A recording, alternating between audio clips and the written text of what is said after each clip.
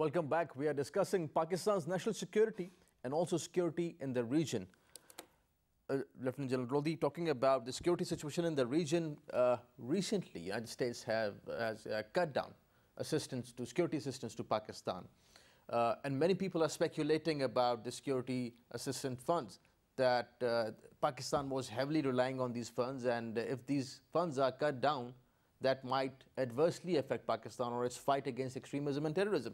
How do you see this aid thing? I think this impression is not correct. First, that it was not an aid. It was the reimbursement of the services which Pakistani forces were rendering in the combined effort of fighting against terrorism. Because we were non-NATO allies, and we had, made a plan that we will combine fight the terrorism in a way that Pakistan forces will fight in their own area. They will fight in Afghanistan, but it will be coordinated. And for that, there were certain things, some sharing, some intelligence sharing. Sometimes they carrying out an operation and we trying to block the people that cannot flee from here, and vice versa. So it was all reimbursement of those services, and that is why I said initially that because they are not now, and let me tell you that our bills are much more than this. We have put in the bid that these are our expenditures, and we are just asking for reimbursement, not asking for any aid or something. They are not giving it. Okay, anyway, so that is an indication that they don't want our cooperation anymore, or at least they want the cooperation to come to a lower level. So this is all about this. I don't think it will make any difference. We have already overcome the terrorism in our territory to a great extent, and we'll keep on fighting with our own resources. And this is not going to affect much as far as our war against terrorism is concerned. So counter-terrorism, General Saad Khattak, is in the backdrop of Pakistan-US relations, at least in the region, because of Afghanistan and the Haqqani network that Defense Minister just mentioned, fighting terrorism, ups and downs that Pakistan-US relations have seen. How do you see it? And do you see it improving in future, anytime soon? I don't think so, for as long as the present American dispensation is in charge, because they are very pragmatic about their relationship towards this region. They have already made their choices. So I think we have to live with whatever the situation that is going on right now. Yes, of course, we have to be interacting with each other diplomatically as well as militarily as far as Afghanistan is concerned, for which we need to remain engaged with the United States as well as all the other friends in the region. There is no requirement of picking up any sort of untoward things with the United States, but we need to remain engaged. We have our common interests because they are present in Afghanistan, and we have our interests related to the security of Afghanistan as well as Pakistan. So my take would be that Pakistan must remain constantly engaged, positively engaged with the United States vis-a-vis its relationship, its improvement of relationship in Afghanistan, situation in Afghanistan. But overall, I see that there is going to be a very, very nominal sort of relationship that would be persisting between the two of our countries. Generally, not moving towards Pakistan-India relations. Right. Recently, Indian Prime Minister Modi, he called Pakistan Tehreek-e-Insaf chairman Imran Khan, and they talked about mutual cooperation, also keeping in mind that there is a perception that the Indian government has not been consistent in their approach towards Pakistan. Looking at the media narrative in India, for that matter, also Mr. Narendra Modi has been making a lot of statements. Their politicians have been making a lot of statements that have been anti-Pakistan, if we can call it. The future of Pakistan-India relations, how do you see it? Right. The first thing is that, whereas I do agree that leadership matters a lot whenever it comes to the interstate relations, but the interests, they are always supreme. And the baggage of history and the attitude, that keeps working. So whereas you have talked about the Modi's call to Imran Khan, which is a good omen, but just yesterday they martyred a lady in Kashmir, again violating the ceasefire agreement. So that violation just came yesterday after Modi's phone call.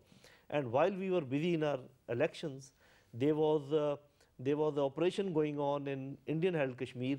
The name of the operation is Final Kill, and they have martyred at least 5 to 6 top leaders, Kashmiri leaders, which were operating within. So just we have to see everything. You also have to keep in mind that which political party is in power in India. So it is not Modi alone. There's a number RSS and Shiv Sena, right. They have been supporting So BJP. whereas it is good that some ice is broken and they start talking to each other, because two nuclear powers have no option but to talk to each other. The earlier this is realized by the bigger power, which is India, the better it is. The future of 1.5 billion people of this area that is at stakes. Their military leadership understands it very well, that they cannot fight with us, and we also understand that fighting is not an option. But then if they keep on doing what they are doing, and you know it yourself, they are trying to attack us from the east, although in a little way, skirmishes. They are trying to attack us from the west using Afghan territory. They are attacking us from within, whatever happens in Balochistan, in Karachi and elsewhere, in Peshawar. So I think the next government will have to chalk out a very elaborate plan that how to deal with it. But I see some signs. One, that Indians themselves have realized that Kashmir is a simmering issue and talking is a must. There are other issues which can be comparatively more easily resolved, like Siachen, like Sar Creek, like water. So instead of adding to our issues, I think we should now start reducing our issues. And I think the future government will have to take this burden of starting the dialogue. And it seems that there is some small goodwill, developing on both sides. I think it sounded very melodious to my ears when we heard that Modi has called the Prime Minister, the would-be Prime Minister of Pakistan, and immediately one should get optimistic about the India-Pakistan relations. As the General has already alluded to, that we should not forget which is the party which is in government, in charge in India. It thrives on anti-Muslim and anti-Pakistan agenda. It collects its people on anti-Pakistan and anti-Muslim agenda. So that is what is the ground reality. Then just immediately before the elections, or even after the elections, how the Indian media have been talking of Imran Khan and how he was projected by them as the Taliban Khan, as somebody who is very close to the armed forces, somebody who is close to the right-wing people, and somebody who was associated with the banned organizations. And they were all actually campaigning for the opposite side and vilifying Imran Khan. So now he's going to be in charge, and the party on the other side is the Modi's party, which is in charge. So you in the recent past, you heard the statements, Modi's statements on making Pakistan, turning Pakistan into a desert. You have heard Ajit Doval's statements with regards to Pakistan. You have heard the Indian ex-chief of the army staff's statements with regards to Pakistan. So there have been very simplistic messages, which one would like to be very pleased with. Navjot Singh Sidhu said that situation is going to improve, relations are going to improve. He is going to now paying back for whatever that he has said, because people have already started talking. There have been demonstrations against him in India already after the recent statement that he gave that he would like to attend the oath-taking ceremony. From our side, Wasim Bari has made similar statements. The point is that I think as General Lodhi has alluded to, that there are national interests, there are issues between the two of us. Unless we are prepared, in fact, unless India is prepared, we are always prepared, unless India is prepared to talk on those issues to us, there won't be any move forward. One telephone call perhaps won't make a difference. Yeah. General Lodhi, both Pakistan and India are the members of Shanghai Cooperation Organization. And interestingly, Pakistan and China, they have been working on China-Pakistan Economic Corridor, on mega economic activity. India has been critical of China-Pakistan Economic Corridor, though they are a part of SCO, but they criticize CPEC. And also, our officials have been vocal about this, that we see threat to China-Pakistan Economic Corridor from the east and the west. Ensuring the peace and stability in the region, in the country, and the security of China-Pakistan Economic Corridor. How important is that? Also looking at the Kulbhushan Yadav scenario, case in Balochistan and all this. I think if India thinks, and I'm sure that there are many thinkers over there and there are some visionaries also, they will lose a lot if they don't join CPEC, which Pakistan has actually invited them. China has gone, many steps ahead by even saying that we can even change the name of CPEC if India wants to join it. So, if India joins CPEC or if India agrees to talk to Pakistan, and after a certain negotiation, I think Pakistan can open Wagah-Kabul corridor, which is east-west corridor, and then they can join the north-south corridor. They have to gain a lot. But the problem, I think, would be those inimical powers who don't want China to have a direct access to Indian Ocean, and also Russia, coming down there. So for the time being, there's a mix, tension going on. There are powers which don't want China to come down. They don't want, especially Russia, to use this, corridor. But I think India will realize very soon, this is my assessment, they will realize very soon that if they keep on opposing CPEC, they have to lose a lot. Their only gains would be that if they join this, and then we also open their east-west corridor, provided they stop atrocities. We understand that the solution of Kashmir will not come in one day, but we need to start talking. And the first step to start talking is to stop the atrocities on their own people, as they call them, the Kashmiri people. And then I think that would be the first step that things will open up. Because the traffic starts flowing east-west and north-south, and this region becomes prosperous. It is good for India, it is good for Pakistan, it's good for everybody. So this is what I think, that this will happen. Sooner or later, this has to happen. Right.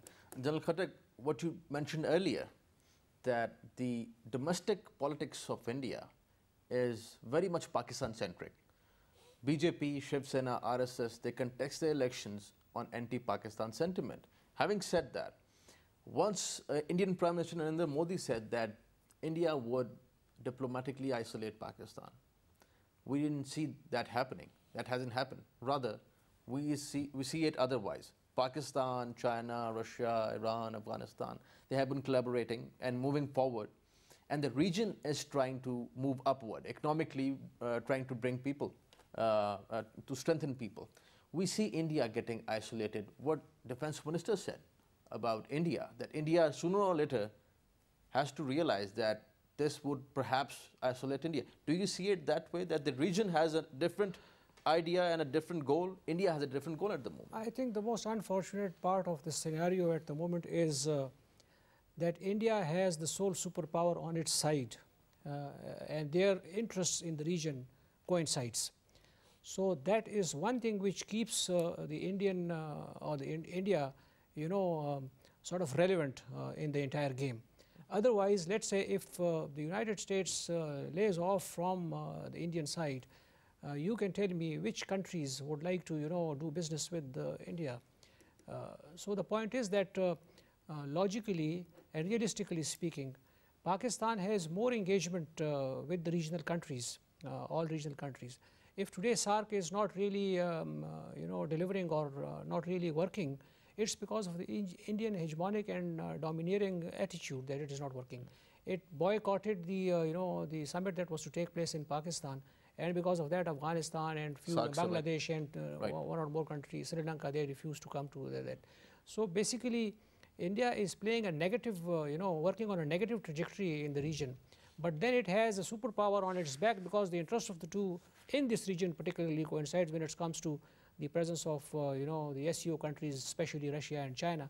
So that is what keeps India, sort of alive in the region. Otherwise, I think Pakistan has perhaps a better diplomacy as far as the regional diplomacy is concerned. So we assume that India has been in the American bloc. Would India realize this in future, that ultimately the regional alliances, they would benefit India more?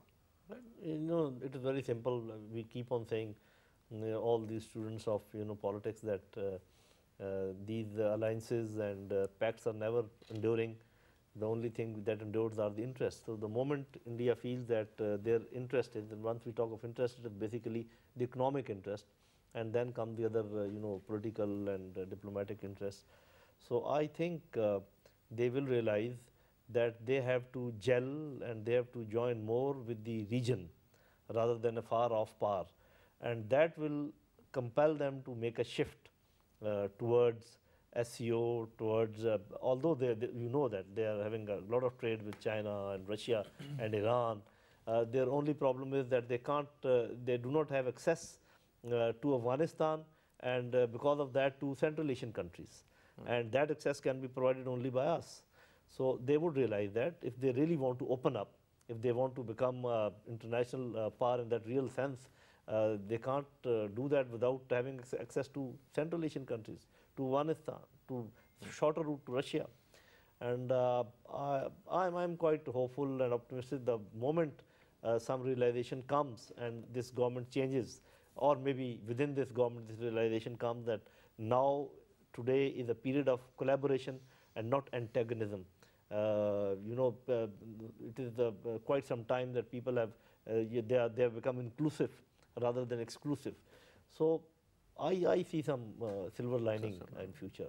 There is also, I think, they are also playing their card, I think diplomatic cards quite well also, because if we are monitoring, the Americans are dragging India also towards the East Asia side, on various, one pretext or the other.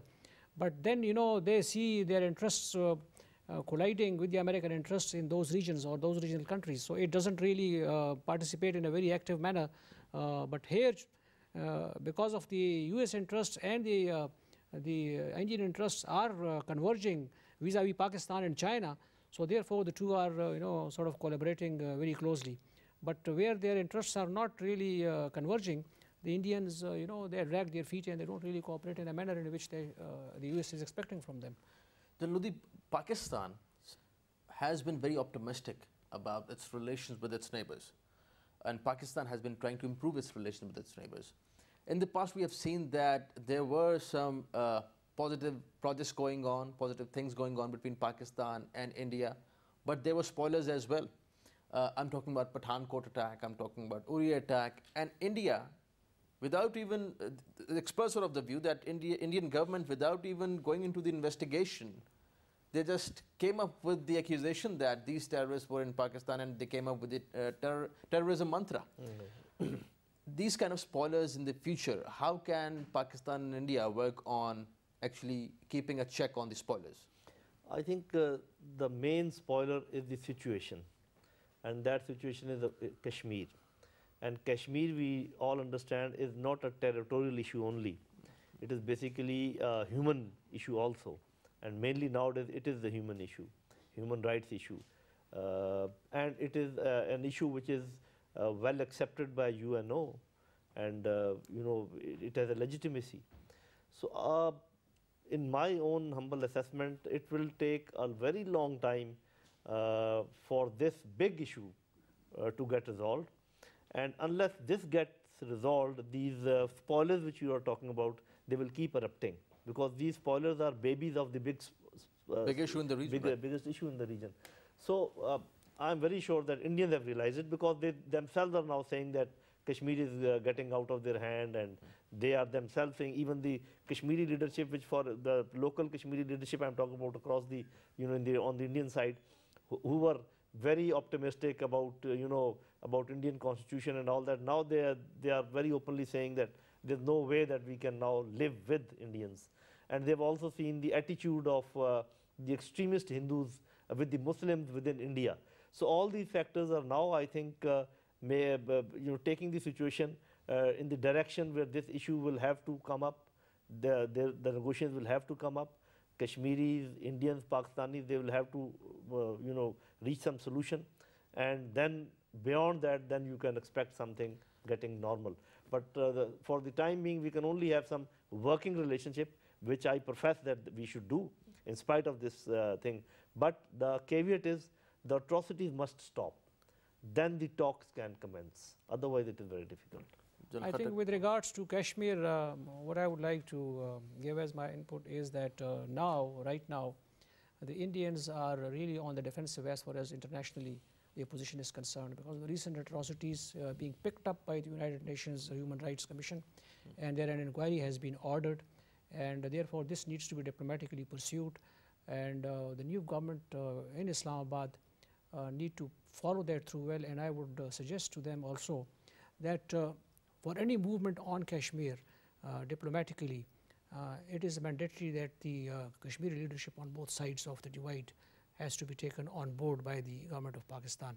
So together with the Kashmiri leadership, I think this diplomatic offensive should be followed through, because now the Indians, because of their atrocities, they seem to be in the dock and needs to be followed. And what about, briefly, about the spoilers that people on both sides have been very much concerned about, that we want to talk about peace and stability, Pakistan wants to talk about peace and stability. But if anything happens inside India, Indian forces have to take care of that, and, Yes. and this is something of sort of an issue. Actually, as far as India is concerned, the spoilers, they are a part of the spoilers themselves, because they stage marriage activities. Most of the activities, including Bombay and the Pathankot, had been stage marriage. There had been books written on those events. So when the state becomes a part of the spoilers itself, and because of their larger interest in the region, so then you have to live with that type of situation. That's what I feel. Gentlemen, thank you for joining us. Pleasure. Lieutenant General Naeem Lodhi, pleasure having you on the show. Thank you for your time. Major General Saad Khattak. One point Sure. that I wanted to make was that there is an international sort of narrative right now being floated, also supported by India, that the new leadership, Imran Khan specifically, is being posed or projected as a puppet of the army, perhaps with the intent of provoking a response from him, because as the personality that he has, and with the objective of putting him on the confrontation mode straight away. And I think he has a lot of other things to do.